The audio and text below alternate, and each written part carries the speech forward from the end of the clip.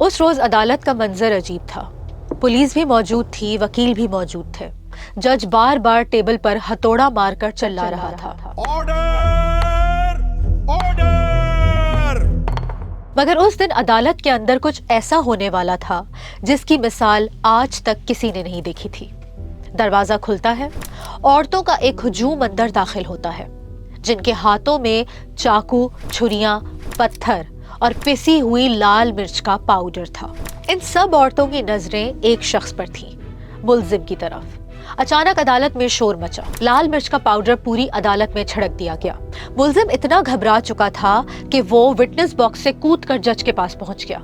औरतों ने मुल्जिम को गिरबान से पकड़ के घसीटा और कमरे अदालत के बीचों बीच ले आई। 50 से ज्यादा औरतों ने एक साथ हमला किया। किसी ने छुरी मारी, किसी ने पत्थर, किसी ने चाकू से पे दर पे वार किया। एक औरत ने भारी पत्थर उठाकर सर पर दे मारा। मुल्जिम जमीन पर तड़प रहा था, चीख रहा था, रहम की भीख मांग रहा था, मगर उस पर किसी को रहम नहीं आया। उन औरतों ने उसके हाथ काटे, कान अलग किए, यहाँ तक कि उसके प्राइवेट पार्ट के भी टुकड़े टुकड़े कर दिए। भरी अदालत में पुलिस बस खामोश तमाशाई बनकर देखती रही। कौन थी ये औरतें जिन्होंने अदालत में ही अदालत के कायदे कवानीन तोड़ डाले, और क्यों उन्होंने एक शख्स को अदालत के बीचों बीच पूरी तरह मार डाला? कहा जाता है कि जब वो गलियों से गुजरता था तो बच्चे घरों में छुप जाते थे। नागपुर की पुलिस और पॉलिटिशियन सब उसकी जेब में थे, मगर आज अदालत में कोई नहीं था जो उसकी जान बचा सके। अदालत के बीचों बीच पड़ा वो शख्स कौन था? उसने ऐसा क्या जुर्म किया था जिसकी सजा अदालत ने नहीं, दलित बरादरी की औरतों ने दी? मैं हूं कोमल अब्बासी और आप देख रहे हैं थिंक प्राइम की एक और थ्रिलिंग एपिसोड।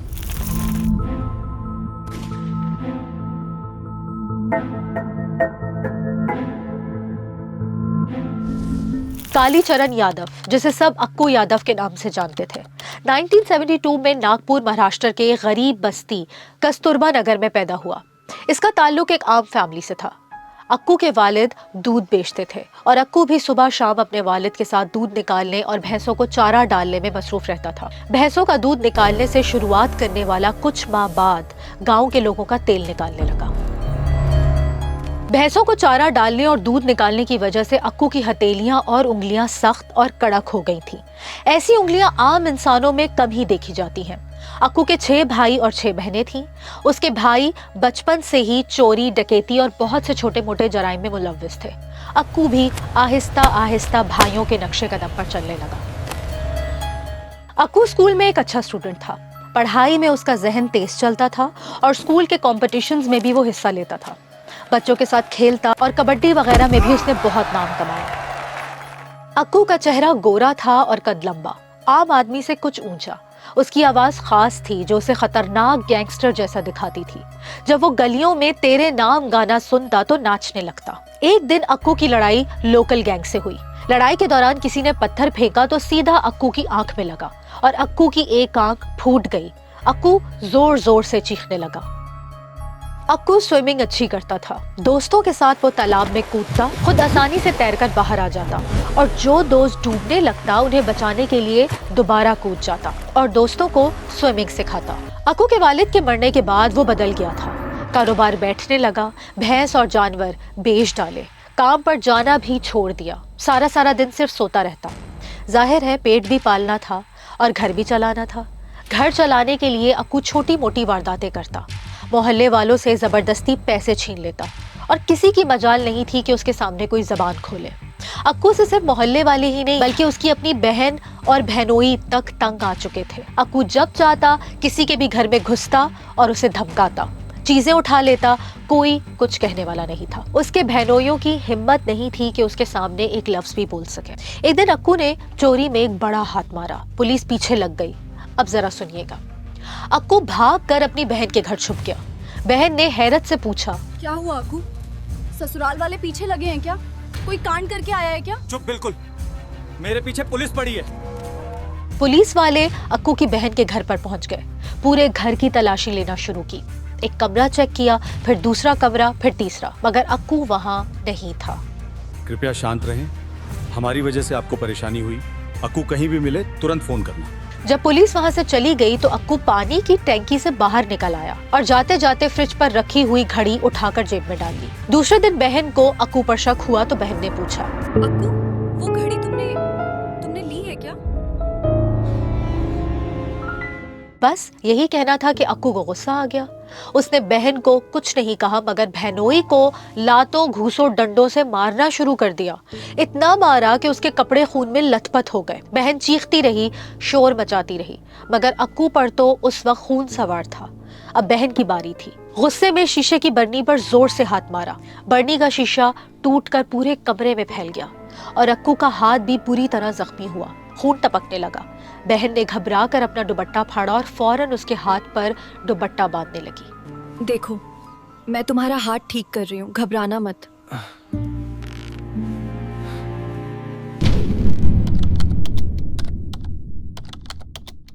एक बिल्डिंग में काम चल रहा था। अक्कू और उसके साथी बिल्डिंग के आसपास मौजूद थे। अक्कू के साथियों ने देखा वहां एक लड़का और लड़की अकेले बैठे हैं, तो उन लोगों के दिमाग में अलग अलग तरह के आइडियाज आने लगे। उसके एक दोस्त ने सोचा कि इनको डरा धमकाकर इनसे पैसे लेते हैं। एक के दिमाग में आया कि इनको किडनैप करते हैं और घर वालों से भत्ता वसूल करते हैं। लेकिन अक्कू के दिमाग में शैतानी प्लान बना। उसने सोचा कि लड़की के साथ ज्यादती की जाए और उसने वैसा ही किया।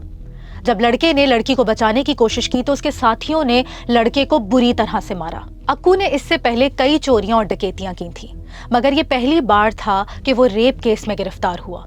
अक्कू को इंडिया की एक बड़ी जेल में डाला गया। जेल हर कैदी को मौका देती है, चाहे वो सुधर जाए या फिर ऐसा क्रिमिनल बन जाए कि दुनिया उसे याद रखे। अक्कू ने फैसला किया कि वो क्रिमिनल बनेगा। अक्कू अब एक खतरनाक डकैत और रेपिस्ट बन चुका था। वो जेल को अपना ससुराल मानने लगा। महीने में 2-4 बार तो वो जेल का चक्कर लगा ही लेता था। इसीलिए अक्कू के पुलिस वालों से भी अच्छे ताल्लुकात बन गए थे। अक्कू पुलिस वालों को इतने पैसे देता कि उनकी सैलरी भी शर्मा जाए।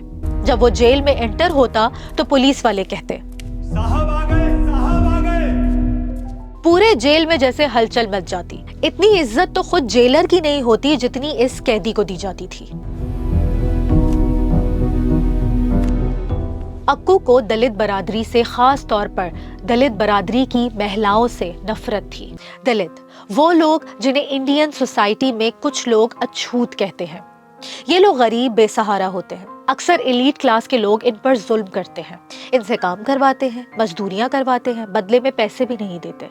अक्कू जिन औरतों को अपना शिकार बनाता था उनमें बहुत सी औरतें बंगलों में झाड़ू पोछा करती थी और इन औरतों के मर्द सेठों के वहां नौकर बनकर रहते थे। दिन भर की मजदूरी 200-300 रुपए कमाते थे। अक्कू इन औरतों को बुरा भला कहता, चलती राह में आवाजें कसता और फिर जोर जोर से हंसता। अब जरा सुनिएगा, अक्कू की दहशत सिर्फ यहीं तक नहीं थी। यहाँ तक कि मोहल्ले में अगर कोई नई नवेली दुल्हन भी आ जाए तो सबसे पहले अक्कू उस पर अपना हक समझता था। वक्त गुजरता गया। अक्कू के साथी कस्तूरबा नगर में दिन दिहाड़े चोरियां करते, कत्ल करते, घरों में जबरदस्ती घुसकर औरतों के साथ ज्यादती करते, गाली गलोच करते। वो लड़कियों को अगवा करता, बेचता और इलाके में ऐसा खौफ बिठा चुका था कि दलित बरादरी की औरतें रातों रात अपना गांव छोड़ने पर मजबूर हो गई थी। ये दहशत और खौफ 13 साल तक चलता रहा। उन मजलूम औरतों में से एक थी उषा नारायण। उषा नारायण पढ़ी लिखी, खुददार, मेहनती महिला थी। दिन भर काम करती, पैसे जोड़ती और अपनी पढ़ाई मुकम्मल करना चाहती थी। वो चाहती थी कि पढ़ लिख कर कुछ बने, अपनी फैमिली को सहारा दे। मगर अक्कू यादव उसके पीछे भी हाथ धोकर पड़ गया। उस रात तकरीबन 12 बज रहे थे। अक्कू अपनी चंद साथियों के साथ गली के कोने पर खड़ा था। इस दौरान एक ऑटो रिक्शा आकर रुका। ऑटो से एक लड़का और एक लड़की उतरे। दोनों की ड्रेसिंग देखकर साफ लग रहा था कि वो किसी 5 स्टार होटल में काम करते हैं। साफ सुथरा हुलिया, रात काफी हो चुकी थी। ये थी उषा नारायण जो अपने कुलीग के साथ जॉब से घर वापस आ रही थी। होटल के मालिक ने उषा नारायण को घर छोड़ने के लिए एक लड़का साथ भेजा था। अक्कू और इसके साथी गली के कोने पर बैठे सब मंजर देख रहे थे। जैसे ही अक्कू की नजर उषा नारायण पर पड़ी, वो अपनी फितरत के मुताबिक कमेंट्स पास करने लगा। कहाँ जा रही हो खूबसूरत? बात यहाँ खत्म नहीं हुई। रात के तकरीबन 10 बज रहे थे। उषा नारायण आराम कर रही थी कि अचानक घर के बाहर से हल्की हल्की हंसी और बातों की आवाज आने लगी। उषा ने चौंक कर आंखें खोली, आहिस्ता से उठी और दीवार में मौजूद छोटे से सुराख से बाहर झांकने लगी। और जो मंजर सामने था वो मंजर ऐसा था कि इंसान की रूह कांप जाए।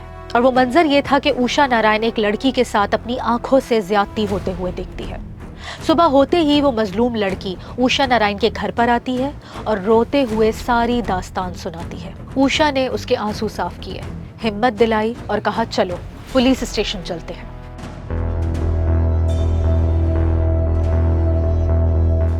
उषा को तसल्ली हुई कि अब अक्कू पकड़ा जाएगा और हमारी जान छूट जाएगी। रात गुजरी ही थी कि अचानक उषा के घर का दरवाजा जोर जोर से बजने लगा। बाहर से गालियां, शोर शराबा और बदमाशों की आवाजें गूंजने लगी। उषा ने झांक कर देखा तो बाहर अक्कू यादव अपने साथियों के साथ खड़ा था। दरवाजा खोल वरना अभी तोड़ दूंगा। बहुत शौक है लोगों का मसीहा बनने का। बाहर निकल, पूरे घर वालों को नहीं छोड़ूंगा। उषा ने कोशिश की कि किसी तरह से पुलिस को कॉल कर सके, मगर ये मुमकिन नहीं था क्योंकि गांव में सिग्नल सही नहीं थे। घर में खौफ का माहौल था। उषा ने फौरन अपनी फैमिली को दूसरे कमरे में धकेल दिया। फिर उसकी नजर किचन में रखे सिलेंडर पर पड़ी और उसने सिलेंडर घसीट कर अपने सामने रख लिया। अगर तुम लोग एक कदम भी आगे बढ़े तो मैं सिलेंडर पर आग लगा दूंगी। ये मंजर इतना खौफनाक था कि बस्ती वाले लोग भी खौफजदा थे। वो सब छुपकर ये मंजर देख रहे थे। फिर एक एक कर उन्हें एहसास हुआ, अगर आज कुछ नहीं किया तो कल उनकी बेटियां, बहुएं, बीवियां सब इसी अंजाम को पहुंचेगी। बारी बारी सबकी बारी।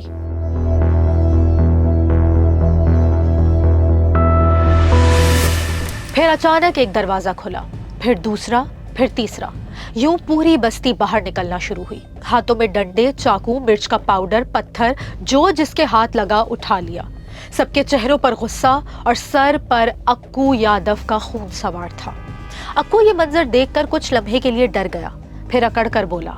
अक्कू चिल्लाता है पीछे हट जाओ, मगर उसकी आवाज बस्ती वालों पर बेअसर थी। वो आगे बढ़ने लगते हैं, अक्कू पीछे हटने लगता है। एक औरत ने पहला वार किया, हुजूम उस पर टूट पड़ा। लोगों ने अक्कू को मारना शुरू किया। कोई डंडे से, किसी ने लातें मारी, कोई चिल्ला रहा था। अक्कू के साथी बड़ी मुश्किल से जान बचाकर भागे। बस्ती वाले उनके पीछे पीछे भागे। अक्कू यादव कस्तूरबा नगर की गलियों में इधर उधर भाग रहा था। हर तरफ से बस्ती के लोग आगे आ जाते और घेर लेते। ये भागा भागी का खेल चलता रहा और फिर कुछ देर बाद अक्कू कस्तूरबा नगर की गलियों से गायब हो गया। बस्ती वाले पूरी रात उसे ढूंढते रहे, मगर अक्कू कहीं नहीं मिला। अप्पू आज बच गया बस इसलिए कि मेरे करीब से गुजर गया, वरना खुदा की कसम ये छुरा उसके पेट में उतर चुका होता।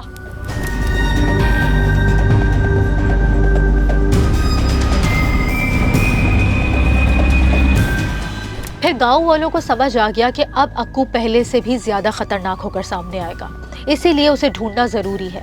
एक रात पूरे गांव की औरतें एक घर में जमा हुई। मीटिंग हुई। मीटिंग गांव छोड़ने की नहीं, बल्कि अक्कू यादव की कहानी को हमेशा हमेशा के लिए खत्म करने की मीटिंग। इसी मीटिंग में कस्तूरबा नगर की दलित बरादरी की सारी महिलाएं इकट्ठी हुई और मिलकर प्लान बनाया। अक्कू इस बार जान बचाकर भाग गया है, अब इसे मारना ही होगा, वरना हम सब एक एक करके उसी के हाथों मारी जाएंगी।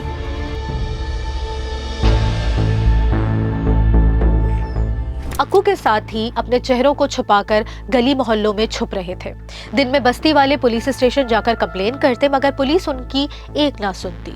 उल्टा पुलिस वाले अक्कू को मुखबरी करते कि बस्ती वाले तुम्हें मारने की प्लानिंग कर रहे हैं। अक्कू, बस्ती वाले चुप नहीं बैठे, वो सब मिलकर तेरे खिलाफ प्लान बना रहे हैं।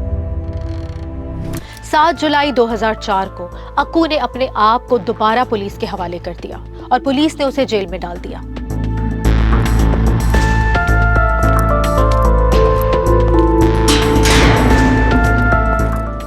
अब आप सोच रहे होंगे कि कहानी खत्म हो गई। आप गलत सोच रहे हैं। अक्कू ने यहाँ एक और चाल चली। दरअसल अक्कू ने जेल जाकर अपने आप को महफूज कर लिया, जहाँ पुलिस वाले उसकी जेब में रहते थे। पॉलिटिशियंस और बासर लोग अक्कू से मिलने जेल में आ जाते।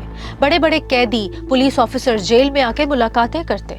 बाहर की खबरें आती और अक्कू का नेटवर्क इतना मजबूत था कि वो जेल में बैठे बैठे भी बड़े बड़े काम करवा लेता था।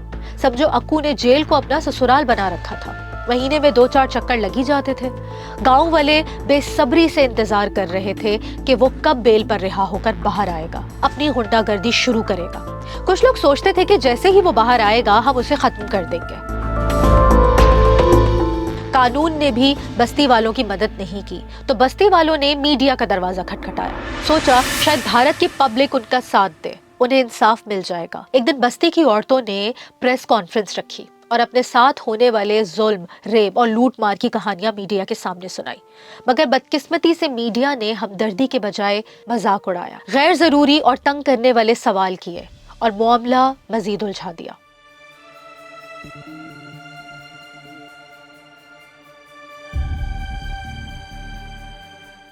अक्कू की जानब कसाई के हाथ में आ गई थी। 2 आदमी अक्कू के वकील के पास आए। उन्होंने वकील से कहा किसी तरह अक्कू की बेल रोक दी जाए, उसे बाहर नहीं आना चाहिए। कल सुबह अदालत के बाहर अक्कू के साथ कुछ बहुत बुरा होने वाला है। इधर बस्ती वाले 12 अगस्त की रात चाकू और छुरी तेज करने लगे, क्योंकि सुबह अक्कू की अदालत में पेशी थी और वो बेल पर रिहा होने वाला था। यहाँ कुछ औरतें लाल मिर्च भी पीस रही थी। अगले दिन सुबह तकरीबन 9 बजे कस्तूरबा नगर की 200 से 400 औरतें अदालत के बाहर पहुंच गईं। सब लोग अदालत के चारों तरफ बिखरे हुए थे। इन सब के पास कोई ना कोई हथियार था। किसी के पास चाकू, किसी के पास आरी, किसी के पास बेल्ट। महिलाएं तो लाल मिर्च भी लेकर आई थीं। बस्ती की औरतों का इंतजार अब खत्म हुआ। थोड़ी देर के बाद अदालत में एक पुलिस वैन दाखिल हुई। बस्ती की सारी औरतों ने जब वैन की तरफ देखा तो उस वैन में अक्कू था।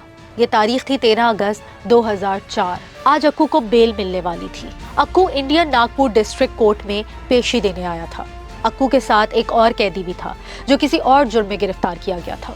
अक्कू और उसके साथ मौजूद दूसरे कैदी दोनों के हाथ में एक ही हथकड़ी लगी हुई थी। अक्कू पुलिस वैन से उतरता है, बिल्कुल फिल्मी सीन की तरह, और अपनी मूंछों को ताव देता है। बस्ती की औरतें अक्कू को देखकर थोड़ी घबरा गईं, मगर हिम्मत नहीं हारी। अक्कू ने एक औरत को देखा और कहा, याद है ना जो कुछ तेरे किराएदार के साथ हुआ था? अभी तो मैं जा रहा हूँ, वापस आया तो तुझे भी इसका हिसाब देना पड़ेगा। इस औरत को ये सुनते ही गुस्सा आ गया और उसने अपनी चप्पल उतार कर अक्कू को मारी। इतनी देर में महिलाओं ने अचानक हमला कर दिया और अदालत के बाहर शोर शराबा हो गया। पुलिस अक्कू को लेकर अदालत के अंदर भागती है और ये सारी औरतें भी उसके पीछे पीछे अंदर चली जाती हैं और पुलिस वाले अदालत का चैनल गेट बंद कर देते हैं।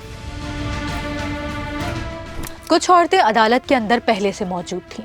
इनमें से एक औरत ने अक्कू को देखते ही उस पर लाल मिर्च का पाउडर फेंक दिया, जिससे अक्कू घबरा गया। पुलिस वाले भी समझ गए कि ये हालात अब खराब हो चुके हैं, पीछे हटना बेहतर है वरना हम भी मारे जाएंगे। पुलिस पीछे हट गई।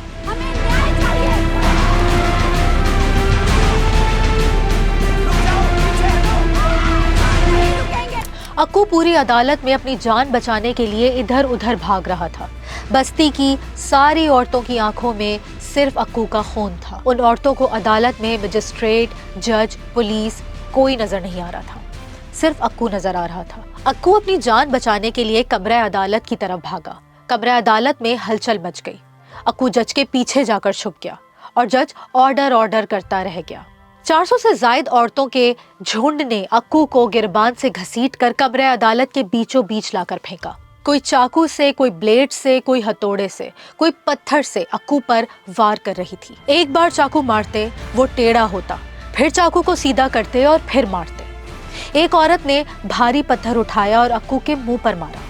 औरतों ने अक्कू के कान काटे, बाल काटे, नाक काट दिया, यहाँ तक के उसके जिस्म के टुकड़े टुकड़े कर दिए। ये सब कमरा अदालत में हुआ। जज चीखता रहा, ऑर्डर ऑर्डर करता रहा। पुलिस बेबस थी। विटनेस बॉक्स के पास अक्कू का खात्मा हो गया।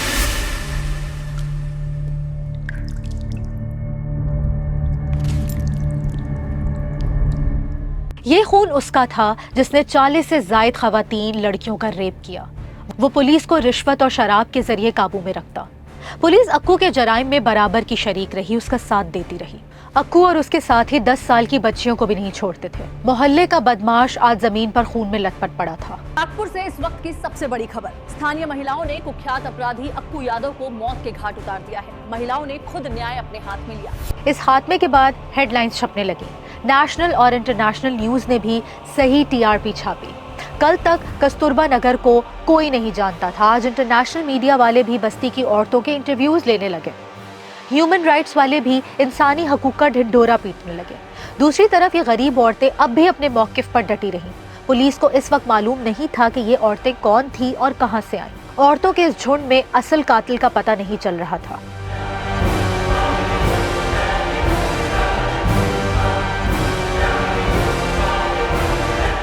पुलिस अपनी नाकामियों को छुपाने के लिए दलित बरादरी के घरों में छापे मार रही थी। कुछ एविडेंस की बुनियाद पर उस हुजूम से 4 लड़कियों को गिरफ्तार कर लिया गया। इन 4 लड़कियों की गिरफ्तारी के बाद बस्ती की औरतें पुलिस स्टेशन पहुंची और प्रोटेस्ट करने लगी कि ये औरतें बेकसूर हैं, उन्हें बाहर निकाला जाए। पहले तो पुलिस मान नहीं रही थी, फिर कहा तुम 4 महिलाएं दे दो और उन लड़कियों को ले जाओ। बहुत बहस के बाद 4 बुजुर्ग खवातीन रजाकाराना तौर पर खुद गिरफ्तार हुई और उन 4 जवान लड़कियों को बाहर निकलवाया। पुलिस ने उसी दौरान मजीद घरों में छापे मारे।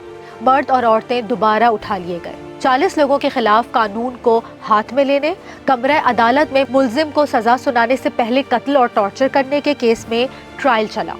इनमें औरतों की तादाद ज्यादा थी। इस ट्रायल में कस्तूरबा नगर के सब अक्यूज्ड को भारी रकम चुकानी पड़ी। 2004 से 2014 तक अदालत में ट्रायल चलता रहा। आज इन सब लोगों को अक्कू यादव के कत्ल के जुर्म में सजा मिली थी। ये सब अपने घर वालों से मिलने के बाद बहुत इमोशनल थे, क्योंकि वो जानते थे कि उन्हें फांसी या उम्र कैद की सजा हो सकती है। अदालत में जज ने एक बार सबको देखा, फाइलें खोली, थोड़ी देर सोचा, फिर फाइलें बंद कर दी और कहा, जाओ, तुम सबको छोड़ दिया। The court notes that there is no authentic evidence against the 21 accused men and women. In the absence of credible evidence, the case has been closed.